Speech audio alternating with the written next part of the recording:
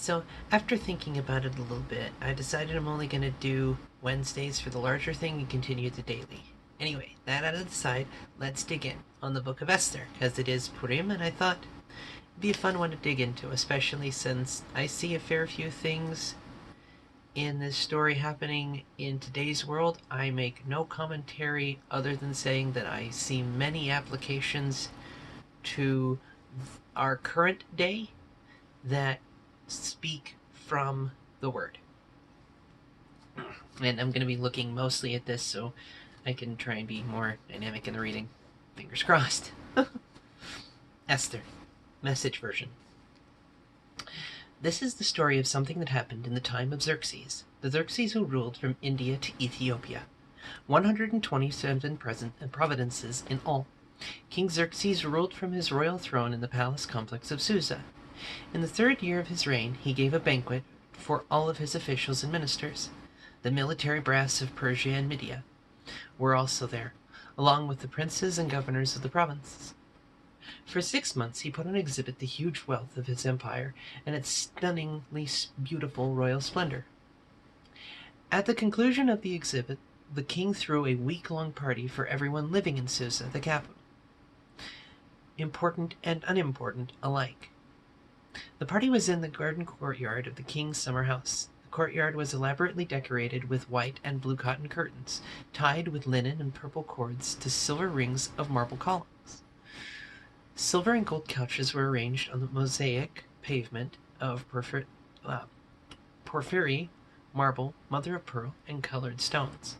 Drinks were served in gold chalices, every chalice one of a kind. The royal wine flowed freely. A generous king. The guests could drink as much as they liked. King's orders. The waiters at their elbows to refill the drinks.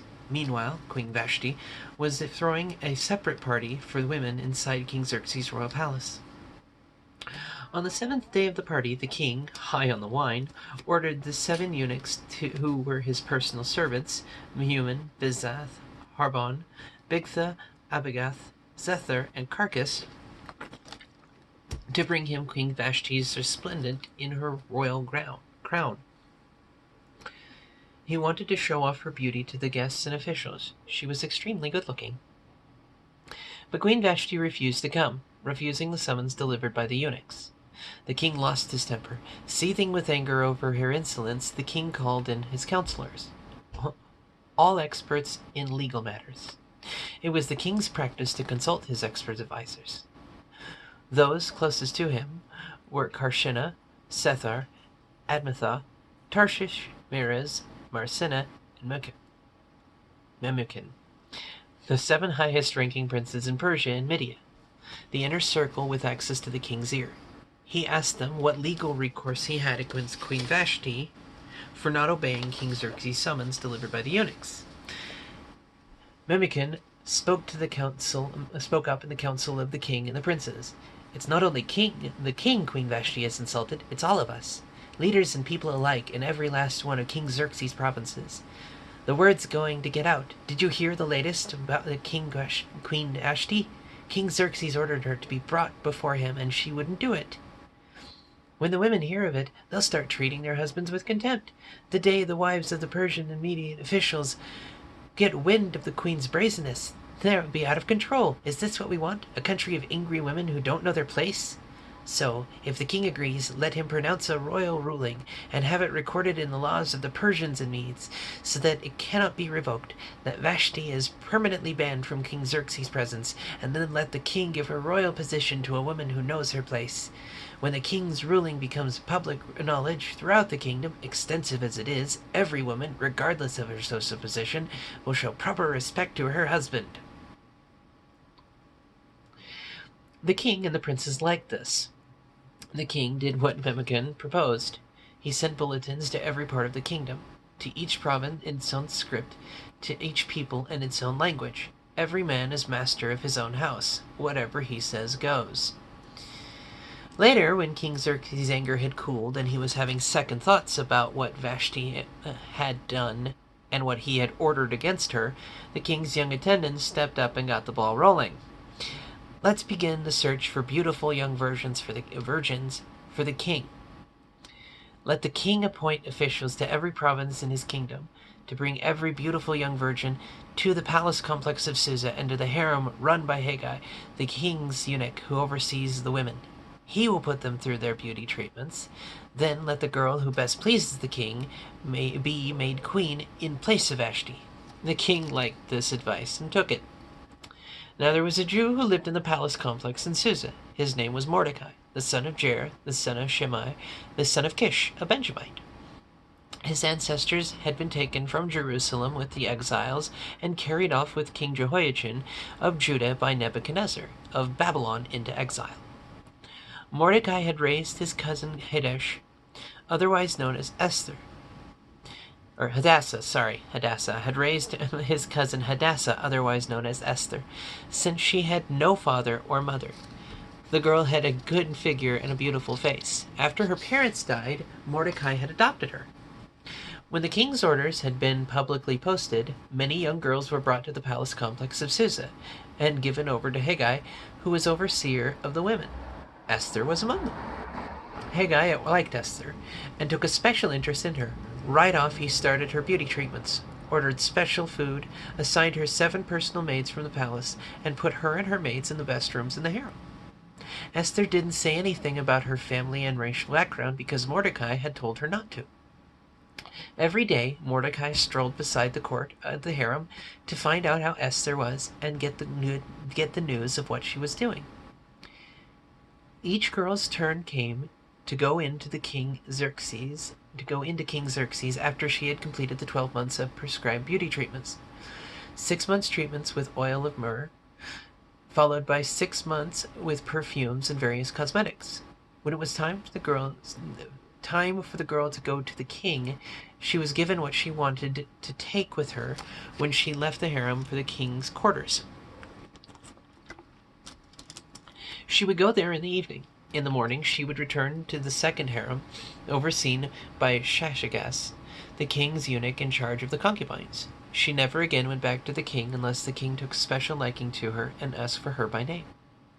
When it was Esther's turn to go to the king, Esther, the daughter of Abihail, the uncle of Mordecai, who had adopted her as his daughter, she asked for nothing other than what Haggai, the king's eunuch in charge of the harem, had recommended. Esther, just as she was, won the admiration of everyone who saw her. She was taken to King Xerxes in the royal palace in the 10th month, the month of Tebeth, in the 7th year of the king's reign. The king fell in love with Esther far more than any of his other women or any of the other virgins. He was totally smitten by her. He placed a royal crown on her head and made her queen in place of Vashti. Then the king gave her a great banquet for all his nobles and officials, Esther's banquet. He proclaimed a holiday for all the provinces and handed out gifts with royal generosity. On one of the occasions when the virgins were being gathered together, Mordecai was sitting at the king's gate. Sitting at the king's gate. All this time, Esther had kept her family background and race a secret as Mordecai had ordered. Esther still did what Mordecai told her, just as when she was raised by him. My apologies. On this day, with Mordecai sitting at the king's gate, Bigthana and Teresh, 2 of the king's eunuchs who guarded the entrance — I swear I've read this before, multiple times, just a little tongue-tied at the moment, my apologies. On this day, with Mordecai sitting at the king's gate, Bigthana and Teresh, 2 of the king's eunuchs who guarded the entrance, headed in for the king and were making plans to kill King Xerxes.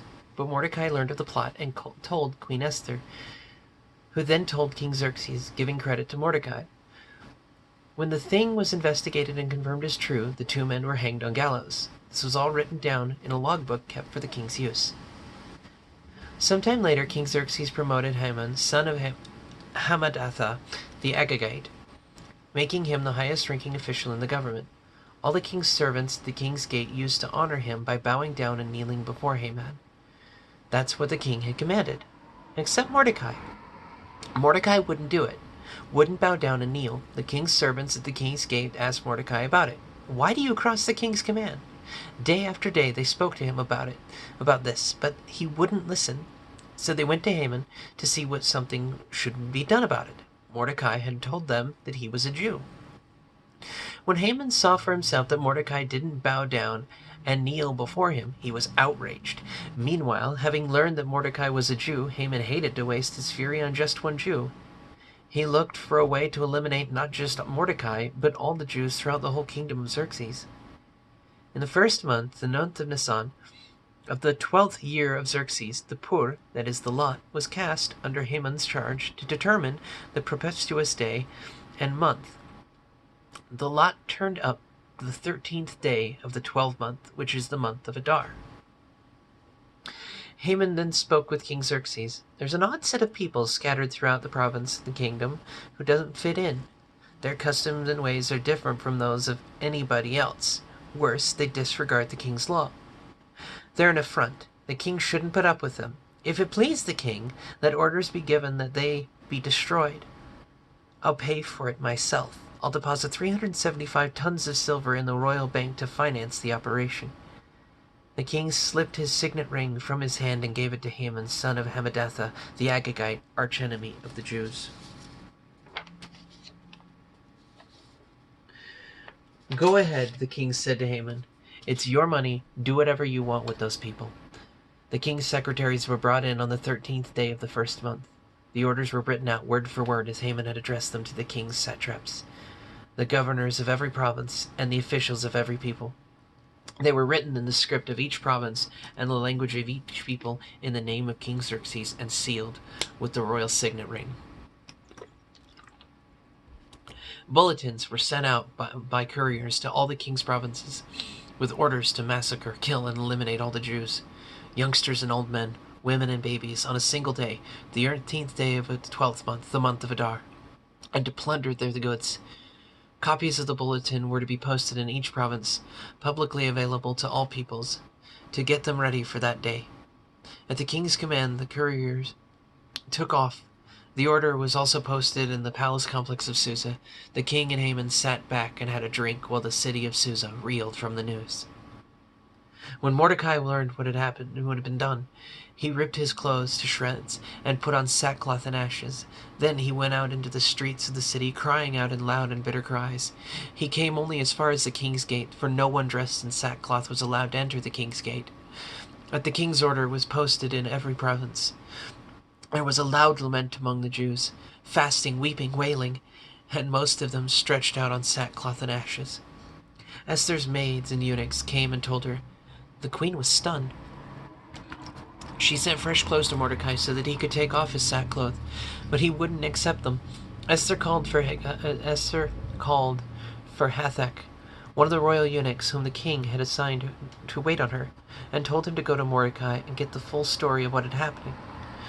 So Hakath went to Mordecai in the town square, in front of the king's gate. Mordecai told him everything that had happened to him. He also told him the exact amount of money that Haman had promised to deposit in the royal bank to finance the massacre of the Jews. Mordecai also gave him a copy of the bulletin that had been posted in Susa ordering the massacre so he could show it to Esther when he reported back with instructions to go to the king and intercede and plead with him for her people. Hathach came back and told Esther everything Mordecai had said. Esther talked it over with Hakath and then sent him back to Mordecai with this message.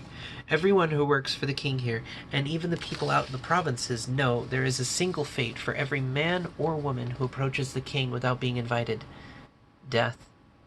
The one exception is if the king extends his gold scepter, then he or she may live. As it's been 30 days now since I've invited the king, and it's been 30 days now since I've been invited to come to the king. When Hathach told Mordecai what Esther had said, Mordecai sent her this message. Don't think that just because you live in the king's house that you're one Jew who get out of this alive. If you persist in staying silent at this time, like this, help and deliverance will arrive for the Jews from some other place else. But you and your family will be wiped out. Who knows? Maybe you were made queen for just such a time as this. Esther sent back her answer to Mordecai. Go, and get all the Jews living in Susa together. Fast for me. Don't eat or drink for 3 days, either day or night. I and my maids will fast with you. If you do this, I will go to the king, even though it is forbidden. If I die, I die." Mordecai left and carried out Esther's instructions. 3 days later, Esther dressed in her royal robes and took up a position in the inner court of the palace in front of the king's throne room. The king was on his royal throne facing the entrance. When he noticed Queen Esther standing in the court, he was pleased to see her. The king extended the gold scepter in his hand. Esther approached and touched the tip of the scepter. The king asked, "And what's your desire, Queen Esther?" "What do you want? Ask and it's yours, even if it's half my kingdom." "If it please the king," Esther said, "let the king come with Haman to a dinner I have prepared for him." "Get Haman at once," said the king, "so we can go to the dinner with Esther." So the king and Haman joined Esther at the dinner she had arranged. As they were drinking the wine, the king said, "Now, what is it you want? Half my kingdom isn't too much to ask. Just ask." Esther answered, "Here's what I want. If the king favors me and is pleased to do what I desire and ask, let the king and Haman come again tomorrow to a dinner that I will fix for them. Then I will give a straight answer to the king's question." Haman left the palace that day, happy, beaming. And then he saw Mordecai sitting at the king's gate, ignoring him, oblivious to him. Haman was furious with Mordecai, but he held himself in and went on home. He got his friends together with his wife Zeresh and started bragging about how much money he had, his many sons, all the times the king had honored him, and his promotion to the highest position in the government. "On top of all that," Haman continued, "Queen Esther invited me to a dinner party she gave for the king. Just the three of us, and she's invited me to another one tomorrow. But I can't enjoy any of this when I see Mordecai the Jew sitting at the king's gate." His wife Zeresh and his friends said, "Build a gallows 75 feet high. First thing in the morning, speak with the king. Get him to order Mordecai hanged on it. Then happily go to dinner with the king." Haman liked that. He had the gallows built. That night, the king couldn't sleep. He ordered the record book, the day-by-day journal of events, to be brought and read to him. They came across the story there about the time that Mordecai had exposed the plot of Bigthana and Teresh, the two royal eunuchs who guarded the entrance and who had conspired to assassinate King Xerxes. The king asked, "What great honor was given to Mordecai for this?" "Nothing," replied the king's servants who were in attendance. "Nothing has been done for him." The king said, "Is there anybody out in the court?" Now Haman had just come into the outer court of the king's palace to talk to the king about hanging Mordecai on the gallows he had built for him. The king's servant said, "Haman is out there waiting in the court." "Bring him in," said the king. When Haman entered, the king said, "What would be appropriate for the man the king especially wants to honor?" Haman thought to himself, "He must be talking about honoring me. Who else?" So answered the king, "For the man the king delights to honor, do this. Bring a royal robe that the king has worn, and a horse the king has ridden, one with a royal crown on its head. Then give the robe and the horse to one of the king's most noble princes. Have him robe the man whom the king especially wants to honor. Have the prince lead him on horseback through the city square, proclaiming before him, 'This is what is done for the man whom the king especially wants to honor.'" "Go and do it," the king said to Haman. "Don't waste another minute. Take the robe and horse and do what you have proposed to Mordecai the Jew who sits at the king's gate. Don't leave out a single detail of your plan." So Haman took the robe and the horse. He robed Mordecai and led him through the king's city square, proclaiming, "This is what is done for the man whom the king especially wants to honor." Then Mordecai returned to the king's gate, but Haman fled to his house, thoroughly mortified, hiding his face. When Haman had finished telling his wife Zeresh and all his friends everything that had happened to him, his knowledgeable friends who were there and his wife Zeresh said, "If this Mordecai is in fact a Jew, your bad luck has only begun. You don't stand a chance against him. You're as good as ruined." While they were still talking, the king's eunuchs arrived and hurried Haman off to the dinner that Esther had prepared. So, the king and Haman went to dinner with Queen Esther. At the second dinner, while they were drinking wine, the king again asked Queen Esther, "What would you like?" "Again, half my kingdom. Just ask, and it's yours." Queen Esther answered, "If I have found favor in your eyes, O king, and if it please the king, give me my life, and give my people their lives. We've been sold, I and my people, to be destroyed, sold to be massacred, eliminated. If we had just been sold off into slavery, I wouldn't even have brought it up. Our troubles wouldn't be worth bothering the king over." Xerxes exploded. "Who? Where is he? This is monstrous!" "An enemy, an adversary, this evil Haman," said Esther. Haman was terror-stricken before the king and queen. The king, raging, left his wine and stomped into the palace garden. Haman stood there pleading with Queen Esther for his life. He could see that the king was finished with him and that he was doomed. As the king came back from the palace garden into the banquet hall, Haman was groveling at the couch on which Esther reclined. The king roared, "Will he even molest the queen while I'm just around the corner?" When the word left the king's mouth, all the blood drained from Haman's face. Harbona, one of the eunuchs attending the king, spoke up. "Look over there. There's the gallows that Haman had built for Mordecai, who saved the king's life. It's right next to Haman's house, 75 feet high." The king said, "Hang him on it." So Haman was hanged from the very gallows that he had built for Mordecai, and the king's hot anger cooled. On the same day, King Xerxes gave Queen Esther the estate of Haman, archenemy of the Jews, and Mordecai came before the king because Esther had explained their relationship. The king took off his signet ring, which had been taken back from Haman, obviously, and gave it to Mordecai. Esther appointed Mordecai over Haman's estate. Then Esther again spoke to the king, falling at his feet, begging with tears to counter the evil of Haman the Agagite and revoke the plan that had plotted against the Jews. The king extended his golden scepter to Esther. She got to her feet and stood before the king. She said, "If it please the king, and he regards me with favor, and thinks this is right, and if he has any affection for me at all, let an order be written that cancels the bulletins authorizing the plan of Haman, son of Hammedatha, the Agagite, to annihilate the Jews in all the king's provinces. How can I stand to see the catastrophe wipe out my people? How can I bear to stand by and watch the massacre of my own relatives?" King Xerxes said to Queen Esther and Mordecai the Jew, "I have given Haman's estate to Esther, and he's been hanged on the gallows because he attacked the Jews. So go ahead now and write whatever you decide on behalf of the Jews, then seal it with the signet ring." An order written in the king's name and sealed with his signet ring is irrevocable. So the king's secretaries were brought in on the 23rd day of the third month, the month of Siva. And the order regarding the Jews was written, word for word, as Mordecai dictated it and addressed it to the satraps, governors, and officials of the provinces from India to Ethiopia.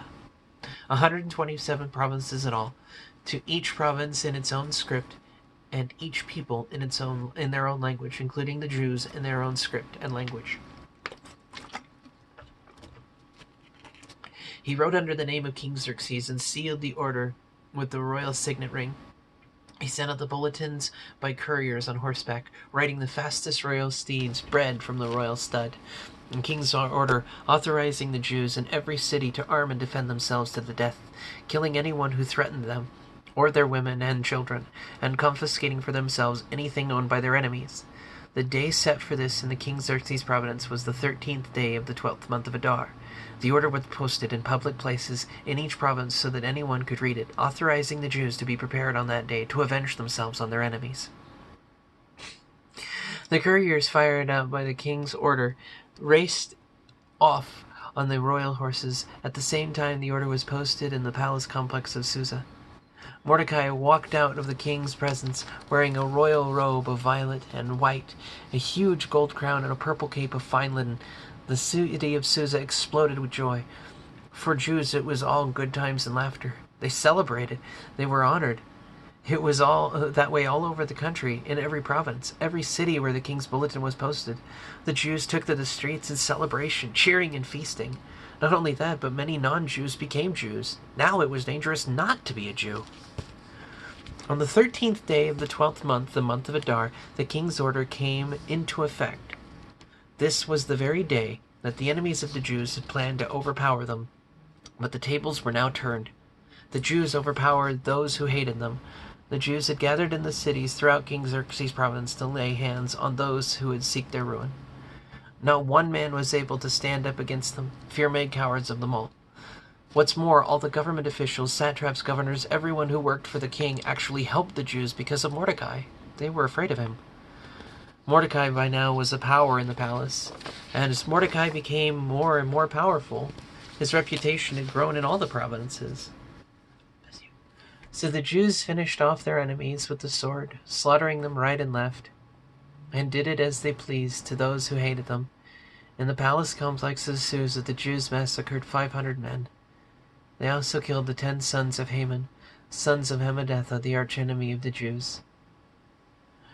Parshadatha, Dalphon, Aspatha, Poratha, Adalia, Ariditha, Parmastha, Arise, Aridai, Vazatha. But they took no plunder. That day, when it was all over, the number of those killed in the palace complex was given to the king. The king told Queen Esther, "In the palace complex alone, here in Susa, the Jews have killed 500 men, plus Haman's 10 sons. Think of the killing that must have been done in the rest of the provinces. What else do you want? Name it and it's yours. Your wish is my command." If it please the king, Queen Esther responded, "Give the Jews of Susa permission to extend the terms of the order another day, and have the bodies of Haman's 10 sons hanged in public display on the gallows." The king commanded it. The order was extended. The bodies of Haman's 10 sons were publicly hanged. The Jews in Susa went at it again. On the 14th day of Adar, they killed another 300 men in Susa. And again they took no plunder. Meanwhile, in the rest of the king's provinces, the Jews had organized and defended themselves, freeing themselves from oppression. On the 13th day of the month of Adar, they killed 75,000 of those who hated them, but did not take any plunder. The next day, the 14th, they took it easy and celebrated with much food and laughter. But in Susa, since the Jews had banded together on both the 13th and 14th days, they made the 15th their holiday for laughing and feasting. This accounts for why Jews living in the country, in the rural villages, remember the 14th day of Adar for a celebration, their day for parties and exchanging of gifts. Mordecai wrote this all down and sent copies to all the Jews in all King Xerxes' provinces, regardless of distance, calling for an annual celebration on the 14th and 15th days of Adar, as an occasion when Jews got relief from their enemies, the month in which their sorrow turned to joy, mourning somersaulted into a holiday for parties and fun and laughter, the sending and receiving of presents and the giving of gifts to the poor. And they did it. What they started became a tradition, continuing the practice of what Mordecai had written to them. Haman, son of Hammedatha the Agagite, the archenemy of all Jews, had schemed to destroy all Jews. He had cast the lot, to throw them into a panic and destroy them. But when Queen Esther intervened with the king, he gave written orders that the evil scheme that Haman had worked out should boomerang back on his head. He and his sons were hanged on the gallows. That's why the days are called Purim, from the word pur, or lot. Therefore, because of everything written in the letter, and because of all that they had been through, the Jews agreed to continue. It became a tradition for them, their children, and for all future converts to remember these 2 days every year on the specific dates set down in the letter. These days are to be remembered and kept by every single generation, every last family, every province and city. These days of Purim must never be neglected among the Jews. The memory of them must never die out amongst their descendants. Queen Esther, the daughter of Abihail, backed by Mordecai the Jew, using her full queenly authority in the second Purim letter to endorse and ratify what he wrote. Calming and reassuring letters went out to all the Jews throughout the 127 provinces of Xerxes' kingdom to fix these days of Purim, their assigned place on the calendar, dates set by Mordecai the Jew, what they had agreed to for themselves and their descendants regarding their feasting and mourning. Esther's words confirmed the tradition of Purim, and it was written in the book. King Xerxes imposed taxes from one end of his empire to the other. For the rest of it, King Xerxes' extensive accomplishments, along with a detailed account of the brilliance of Mordecai, whom the king had promoted, that's all written in the Chronicles of the Kings of Media and Persia. Mordecai the Jew ranked second in command to King Xerxes. He was popular among the Jews and greatly respected by them. He worked hard for the good of his people. He cared for the peace and prosperity of his race. That is the story of Esther. And for my part, I tried to keep my commentary out of it because, admittedly, I don't agree with the killing them in return. But I'm also working through just how deeply turn the other cheek looks, especially in the kingdom. But the part I take away from it, honestly, is that God sees to it. God intervenes. The deliverance always comes for his people. And once we accept him as our Savior, we're his. If you haven't done that, please do. Talk to him. Accept him, Jesus, Lord. Be my Savior. My rescuer, my master, my king. You died for my sins. Thank you for it. Because it's not about the words, it's about the heart. It's accepting Jesus as Savior and calling him King. Living with him as King. Living like where we come from, the kingdom of God.